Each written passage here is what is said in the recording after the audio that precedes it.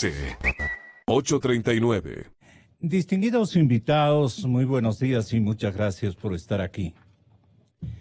No sé si el señor ministro de la Defensa, el señor general Osvaldo Jarrín, que de manera exclusiva supo manifestarnos el día viernes que nos distinguió con su compañía,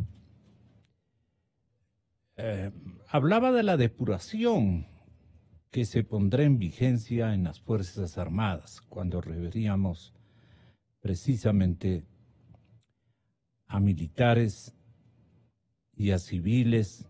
Estábamos en esa discusión que supuestamente estaban vinculados en la venta de armas al grupo irregular denominado Oliver Sinisterra. Yo estaba recordando lo que le dije, ¿no?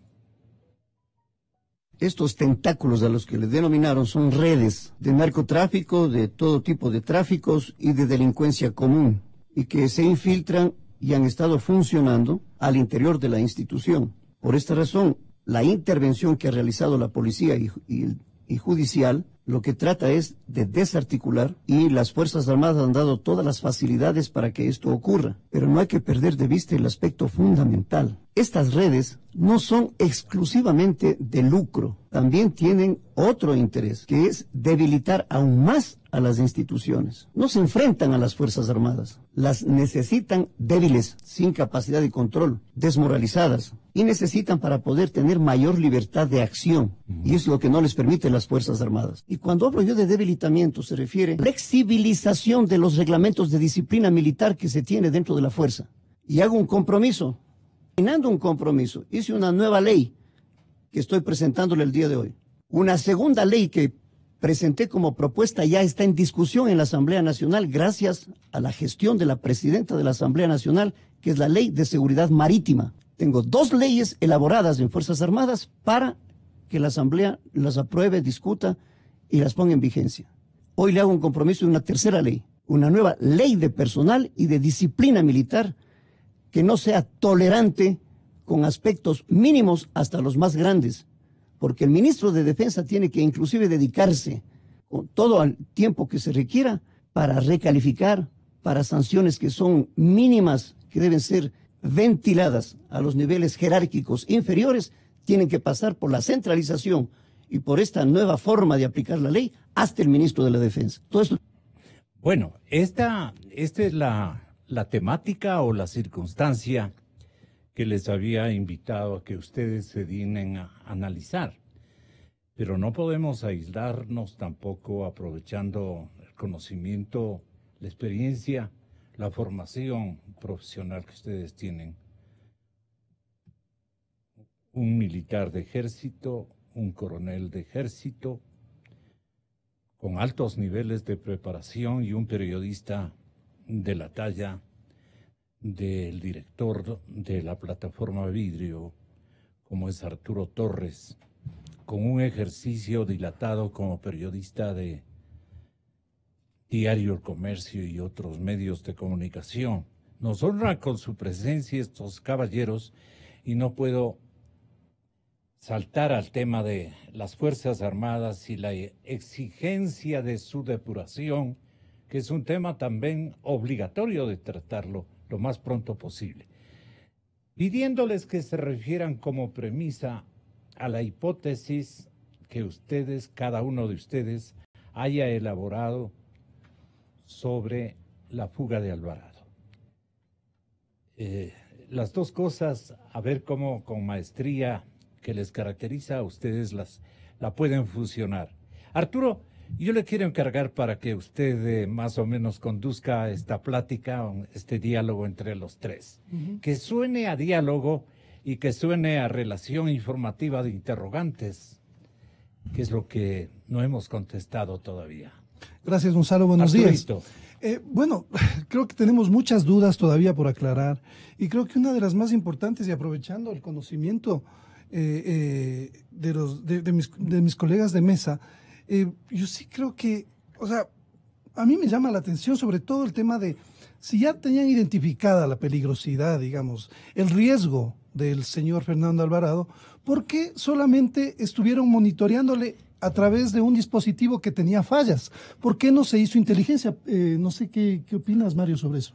Bueno, yo creo que primero un cordial saludo para Mijal, para Arturo, para Gonzalito, el radio escuchas. Yo creo que ahí hay fallas que son garrafales por parte del Ministerio de Justicia, por parte del ECU 911, por parte también de la Policía Nacional, el sistema de inteligencia que tenía que estar realizando acciones de seguimiento y monitoreo de estas personas. Pero adicional a lo que dice Arturo, yo creo que hay un elemento que es sumamente importante en todo este melodrama del tema Alvarado.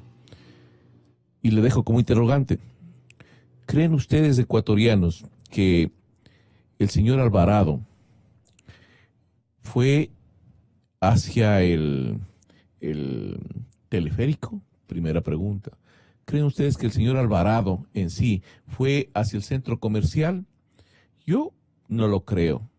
Por lo siguiente, él ya fue anteriormente rechazado por la sociedad ecuatoriana. Evitaba en todo momento estar en áreas de donde existía un conglomerado social, sí, de gran concurrencia, porque recibía el rechazo permanente.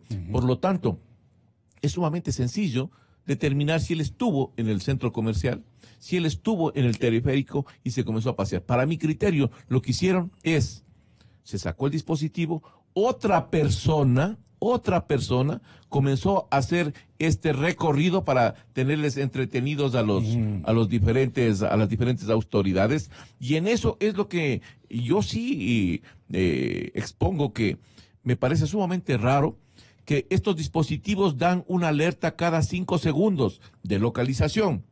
Cada 30 minutos, si está parado o estacionado, le van a dar una alarma. Y este dispositivo, desde las 2:30 del día, 2:30 de la tarde, hasta cerca de la noche, queda completamente estacionado y no pasa nada. Si no es porque a partir de las 6 de la tarde, el ECU 911 dice, el dispositivo está ahí en una quebrada, le comunica a la policía y recién la policía también sale a hacer sus diligencias y localizaciones. Aquí hay una falla permanente de todos los encargados. ¿Qué buscaban disimular, coronel? ¿La fuga? Porque para mi criterio, como hipótesis también, este señor nunca vino a Quito. El desarrollo de las actividades en Quito fueron netamente utilizando un testaferro o alguna persona para comenzar a darse las vueltas de acá y vulnerar cualquier intento de localización, y que digan, el señor está en Quito y está. Para mí, lo que existió es una hipótesis que se está circulando, que él, pues desde el litoral ecuatoriano, despegó en una avioneta y se fue para Centroamérica, y desde ahí con conexiones, quién sabe para dónde, para lo que usted bien apuntaba, Gonzalo, para Venezuela, que creo que es el paraíso de todos los corruptos, y allá es donde van a ir a parar la mayoría y donde tienen una buena hasta protección. Cuando Maduro dure en Caracas. No, indudablemente, ahí les tocará ir para Cuba, o sea, tendrá que saltar para otro lado. Sí. Arturo, la hipótesis que estamos manejando, ¿tiene para usted asidero en qué sentidos? Me refiero a la hipótesis comenzando por la fuga de Alvarado. Ojalá podamos conectar con los pareceres y el testimonio, naturalmente, militar del general Yandún. A ver si hacemos... ¿Cuál es su hipótesis, Arturo? ¿Está aquí todavía Alvarado? ¿No ha salido del país o ya está...? Claro, yo no creo que esté acá en el país. Incluso se habla de Bolivia, ¿no es cierto? Donde no olvidemos un antecedente, las franquicias de la Revolución Ciudadana.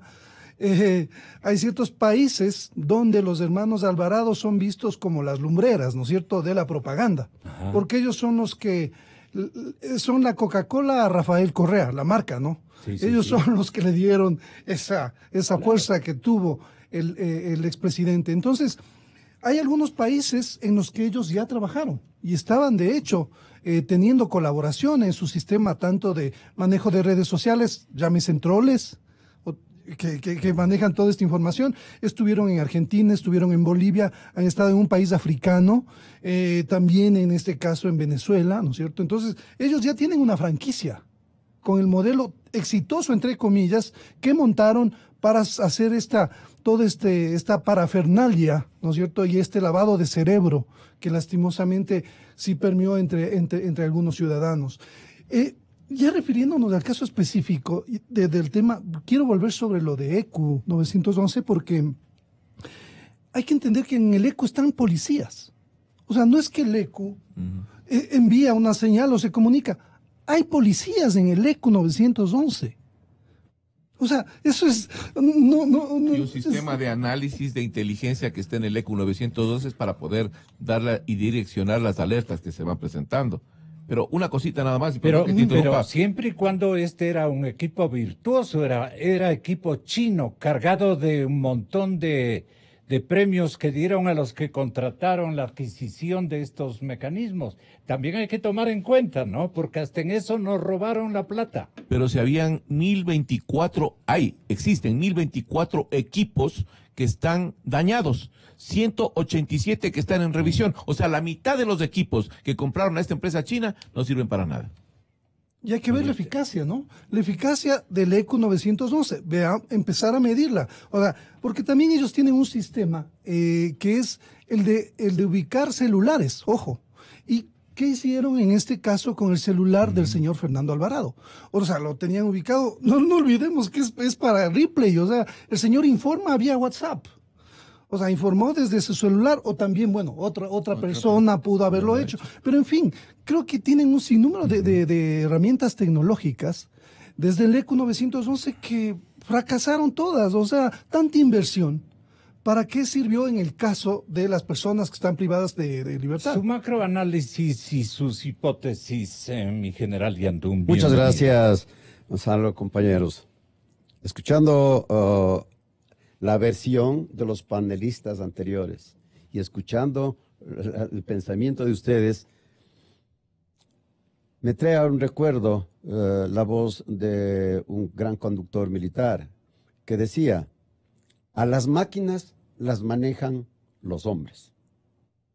Por tanto, aquí estamos hablando de narcotráfico, estamos hablando de corrupción, estamos hablando de contaminación, estamos hablando de una barrida de los virus que deben estar inmersos en todos los organismos y en todas las instituciones, y por ende llegamos al final del panel anterior, la unidad nacional.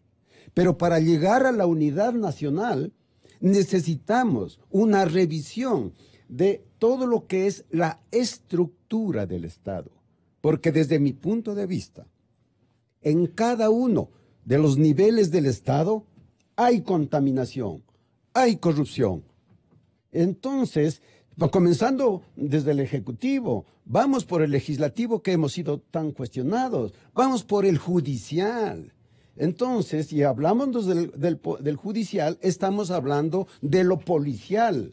Y hablando de lo policial, estamos hablando justamente de algo que la palabra control ya nos está quedando corta.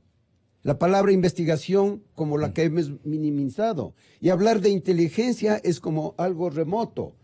Ahora tenemos que todos los ecuatorianos apoyar el hombro y decir, esto es la verdad, esto es lo que está sucediendo.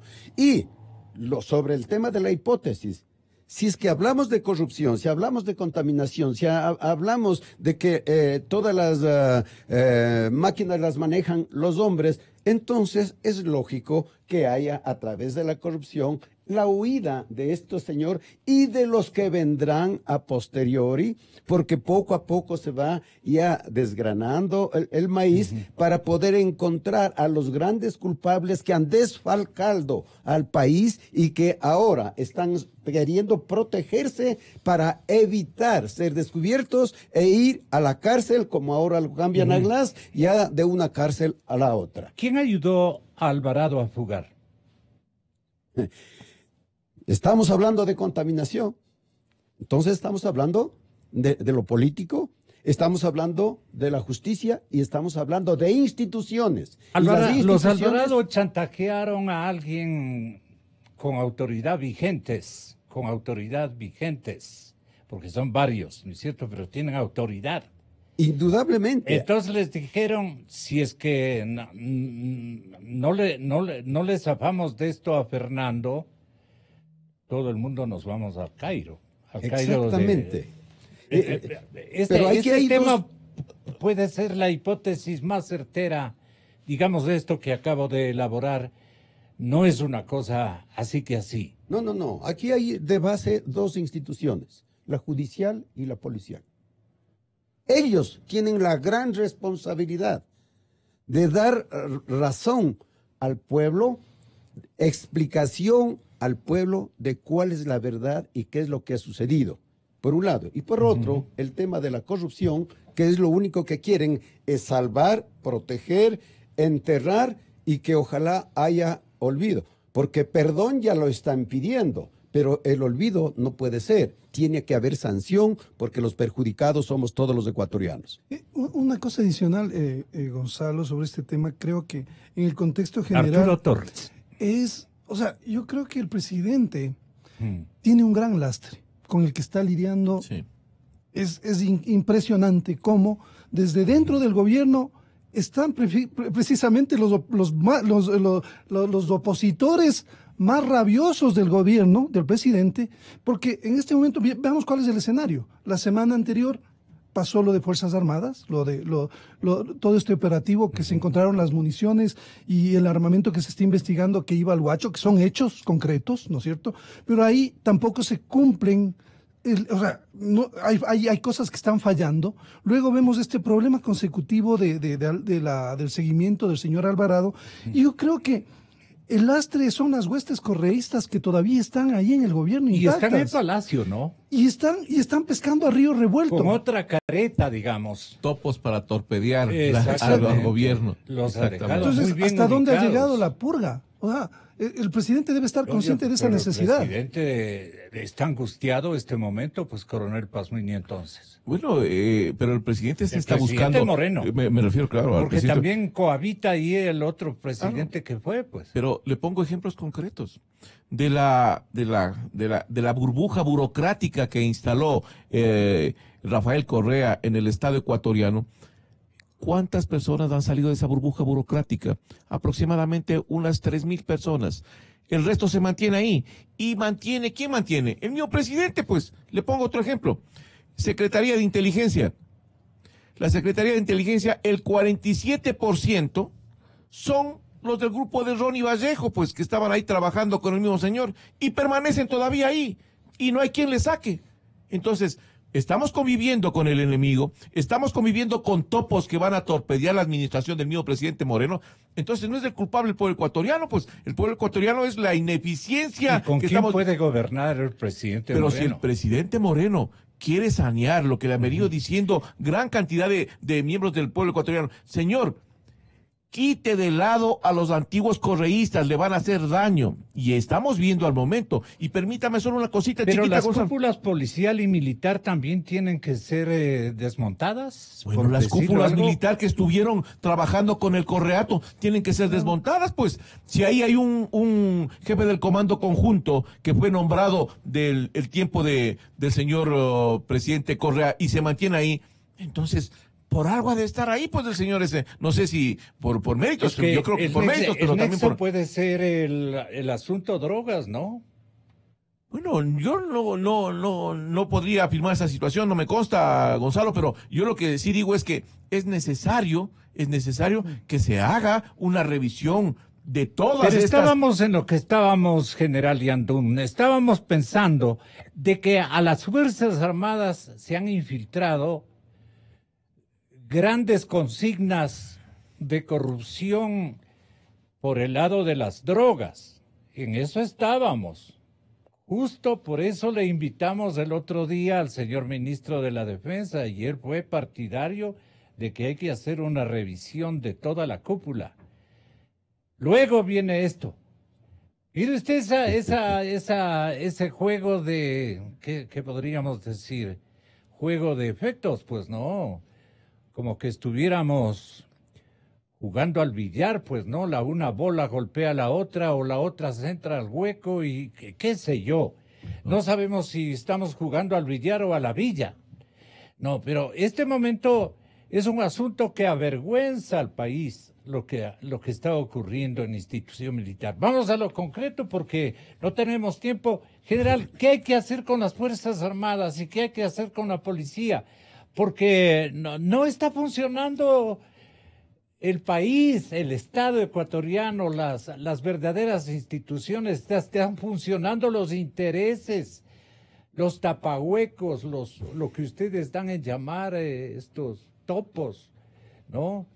Entonces, seamos las Fuerzas más francos, Armadas, ¿no? Usted es un asambleísta y está en obligación de decir la plena. Así es, las Fuerzas Armadas son la fortaleza de un país. Pero lógico. Y cuando las Fuerzas Armadas se han debilitado, se ha debilitado el país entero. No lo digo yo, lo han dicho los grandes pensadores, desde Winston Churchill en la Segunda Guerra Mundial. ¿Qué pasó? La fortaleza del país está en la fortaleza de las Fuerzas Armadas, en primer lugar. En segundo lugar, tuve la oportunidad de ser un edecán del general José María Albuja, comandante general del Ejército, y de Luis Piñeros, ministro de Defensa Nacional. Y él decía, no podemos permitir que haya un delito sin sanción, que no haya, más bien, debe existir un reglamento de disciplina militar el más fuerte y poderoso, porque caso contrario se pierde la jerarquía, se pierde la disciplina, se pierde el control. Y unas Fuerzas Armadas sin jerarquía, sin control, bueno, está prácticamente terminada la institución, por un lado. Por otro lado, yo considero de que hay los niveles de mando, el nivel estratégico. ¿Para qué los niveles? Porque cada nivel tiene una responsabilidad. Y hoy se ha creado un nivel que se llama nivel público estratégico. Es decir, la combinación entre la situación y las decisiones públicas que emite el gobierno con el estratégico que maneja el ministro de Defensa. Por consiguiente, considero de que tiene que haber una verificación de la normativa legal de Fuerzas Armadas.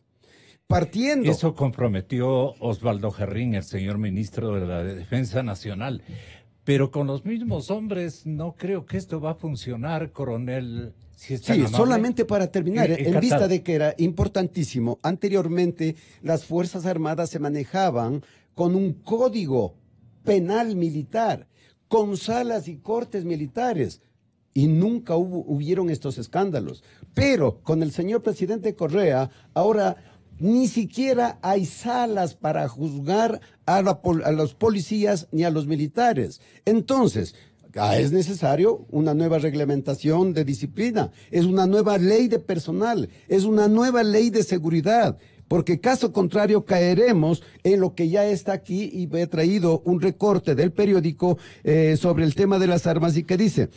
el hombre que declaró que las armas del grupo disidente de las FARC se compran a la policía del Ecuador, quienes son los intermediarios de comprar el armamento en el Paso del Perú y se las entregan en la vereda de Puerto Rico y El Pan. Eso quiere decir que no estamos libres ni del norte ni del sur, estamos invadidos a nivel internacional. Y si es que no hay una respuesta positiva de la estructura del Estado y del fortalecimiento de las Fuerzas Armadas, depurando los mandos, sí, estoy absolutamente de acuerdo. El señor Merizalde, hermano del ex ministro Merizalde, que hoy está fugitivo, bueno, pues yo creo que por allí tiene que estar el correísmo, razón por la que yo considero de que hay que hacer una revisión con carácter legal a través de lo que ha ofrecido ya el ministro la ley de disciplina militar, porque al momento se está juzgando únicamente a los militares a través de un reglamento sustitutivo. Y con ese reglamento nunca se pondrá orden y nunca habrá la disciplina y el fortalecimiento vertical y jerárquico de Fuerzas Armadas. Sobre la plataforma Código Vidrio, surge una interrogante con la experiencia y el seguimiento que ha realizado su director aquí presente, Arturo Torres. Así de simple. ¿Quiénes están vinculados con estas? ¿Qué debe hacer este momento el señor presidente de la República, el señor ministro de la Defensa y la alta cúpula bien intencionada que debe tener? De hecho, tiene la institución militar y la entidad policial, la institución policial. No queda otra. Hay que, como decían nuestros abuelos, hay que limpiar esto. Hay que limpiar. Entonces, nos estamos autoamenazando. Pero algo ocurre, sale otro insuceso y termina el anterior. Entonces nos van a tener en ese ejercicio, ¿no es cierto? Y esto tiene que darse cuenta la población, que ya mismo, a través de una reacción de las clases medias instruidas, vamos a salir a la calle a reclamar medidas más drásticas y a liberarnos de dos instituciones que debían ser modelo de nuestros hijos en valores, contaminadas no solamente con la droga, sino con el irrespeto a la institucionalidad democrática y más. Solo están viendo por sus negocios y negociados. Y Correa quiere volverlo más pronto, causándonos una catástrofe institucional y poniendo al presidente Moreno en circunstancias de fatiga, de cansancio y de asco. Seguramente me imagino que él debe estar fastidiado de tanta cosa. Así es. Y sé por qué lo digo. Tenga la bondad. Sí, yo quería destacar dos cosas. Una, la impunidad. Vemos que hay un tema recurrente, sistemático desde fines de los 90 en la venta de armas que provienen no solamente de Fuerzas Armadas, así es, de policía, no solo del Ejército, también de la FAE, los negociados de altos oficiales en la FAE, de venta de helicópteros. O sea, no perdamos de vista toda esa complejidad. Corrupción incrustada a todo nivel en las instituciones. Pero en la época presidencial del tipo, pues. Un dato ahí, Gonzalo, que solo para reflexionar. A los pocos meses de que el presidente Correa llegó al poder, dio una declaración y minimizó totalmente la cuestión del narcotráfico, ¿sí? Luego vino la eliminación de las unidades y de la cooperación que había estratégica entre policía, unidades especiales y militares que hacían su trabajo y daban golpes contundentes a las FARC, porque lo que ahora estamos viendo es una continuidad de esas mismas redes logísticas. O sea, nunca se rompieron esas redes, se identificaron y luego hubo un silencio, ya no hubo golpes de ese tipo, contundentes que sí hubo desde el 2003, yo tengo documentado, cantidad de golpes a la gente que provee armas a la guerrilla y se aprovecha de las debilidades del control de las instituciones, de los rastrillos, en fin. Entonces, lastimosamente ha habido impunidad porque no se ha corregido esos procedimientos, las vulnerabilidades que hay, y luego en la justicia tampoco hay consecuencia porque se quedan en el soldadito, ¿no es cierto? Máximo llegan al teniente o al capitán y la investigación no permea todo, que debería dar una señal que más contundente. Entonces, la medida draconiana, en este caso, ¿de qué nivel sería, Coronel Pazmiñi? ¿Termina usted este programa? Yo creo que, Gonzalo, hay que tomar otro tipo de medidas. El código o las nuevas leyes disciplinarias para Fuerzas Armadas, si bien es cierto, van a ser un paliativo, pero no son, yo diría, la respuesta que necesita el país. ¿Qué necesita el país? ¿Qué necesita la fuerza pública? La fuerza pública necesita pruebas de confianza, señores. Pruebas de confianza a todos los miembros de la fuerza pública, jueces y fiscales. porque aquí, señores, la corrupción no solo está en unos pocos soldados o en unos pocos policías. Aquí también la corrupción, hay que decirle con todas las palabras, está permeando, ha penetrado, se enquistó, vive dentro de la función judicial y dentro de la función también de fiscalía. Por lo tanto, es necesario estas pruebas de confianza, yo diría, son vitales. La una cosa. La otra cosa, Gonzalo, estas estructuras de crimen organizado desde mucho tiempo atrás necesitaban ingresar dentro de las estructuras de Fuerzas Armadas y Policía Nacional. ¿Por qué necesitaban eso? Necesitaban un paraguas, una protección que les permita para seguir delinquiendo. Eso es sumamente importante y yo creo que el gobierno tiene que apuntar hacia allá. Y una última cosa nada más para terminar, Gonzalo. Yo creo que el ministro de Justicia, la ministra del Interior, la Policía Nacional, deberían analizar las trazas de las avionetas que salieron desde el sector del litoral con dirección a Nicaragua. Me refiero al caso del señor Alvarado. El día sábado. A ver qué es lo que encuentran. Viernes, sábado, las trazas, me refiero a las rutas de avionetas hacia Nicaragua y desde Nicaragua hacia Venezuela o Cuba. Y es sumamente sencillo, porque tienen que pedir solo la colaboración internacional para que las plataformas de los Estados Unidos que tiene instaladas en Colombia puedan determinar si existieron o no existieron estas trazas o estas rutas de alguna avioneta. ¿Y si le piden pruebas, mi coronel? Bueno, le estoy manifestando, Gonzalo, como una hipótesis sumamente razonable. ¿Por qué digo esto? Porque ¿hacia dónde va a salir en un vuelo? Hacia Bolivia yo no comparto mucho con mi directo amigo Arturo, porque tienen que hacer un reabastecimiento y tienen que aterrizar en algún sector. Pero hacia Nicaragua sí, porque allá tiene primero una estructura de apoyo. Recuerde usted que Nicaragua fue un soporte para el socialismo del siglo XXI y para Rafael Correa. Y desde ahí para Cuba o para Venezuela está sumamente puntualización, asambleísta. Solamente quiero yo resaltar algo que ha molestado muchísimo a Fuerzas Armadas, a los 42,000 soldados de Fuerzas Armadas por el problema de los 7 militares capturados en el allanamiento que se realizó en el Ministerio de Defensa bajo la tutela de la ministra de la Interior y justamente de la Fiscalía. Y solamente retomo una idea que dice en el diario El Universo. Romo, refiriéndose a María Paula, aclaró que los allanamientos y la intervención judicial se ha realizado con todos los permisos. ¿Qué quiere decir esto? Que la ministra del Interior tuvo contacto con el ministro de Defensa, con el jefe del Comando Conjunto. ¿Quién forma el Comando Conjunto? Los comandantes de cada una de las fuerzas. Y permitir que se haga un golpe atroz a las Fuerzas Armadas con el propósito, creo yo, malintencionado de debilitar y de desprestigiar a las Fuerzas Armadas. Por eso, mi rechazo al alto mando, mi rechazo a la ministra del Interior cuando he dado lectura a lo que está sucediendo con la Policía Nacional. Y ella debe preocuparse más de la institución policial antes que la institución militar. Solo un dato, Gonzalo. Me parece que hay una cuestión importante.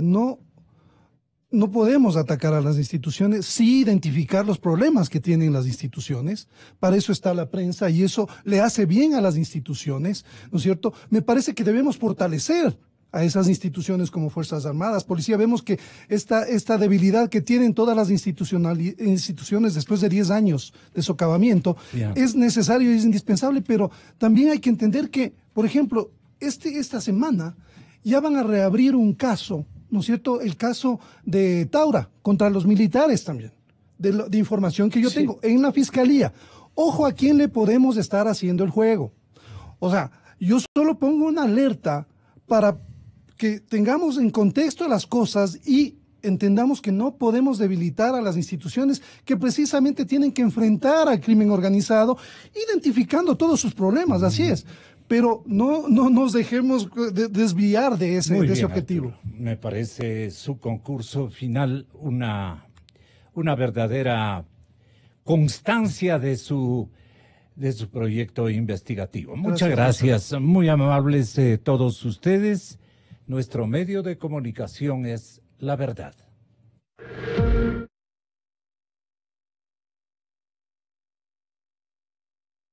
Es coeficiente y pionera.